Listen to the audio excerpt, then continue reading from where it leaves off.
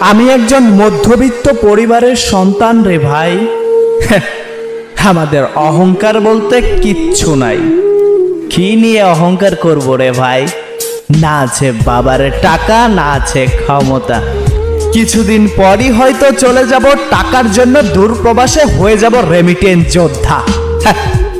দামি বাইক আর নিজের খেয়াল খুশি মতো চলার অভ্যাস আমাদের না রে ভাই। আমাদের ইনকাম করে নিজে চলতে হয়। তুমি শুনেছ না, দিন আনে দিন খাই। আমি তারই ছেলে রে ভাই। তাই অহংকার আমাদের জন্য নয়। তাই তো বাস্তবতা রয়েছে আমার রক্তের প্রতিটা শিরায় শিরায়। তুমি যখন দামি বাইক নিয়ে ঘোরো সারা বাংলায়, তখন আমরা ভোর 6টায় ঘুম থেকে উঠে কর্মে যাই টাকার প্যারায়। তাই তোমার সাথে আমার তুলনা চলবে না রে ভাই। এই কথাগুলোর মূল্য শুধুমাত্র মধ্যবিত্ত পরিবারের সন্তানরাই বুঝবে রে ভাই।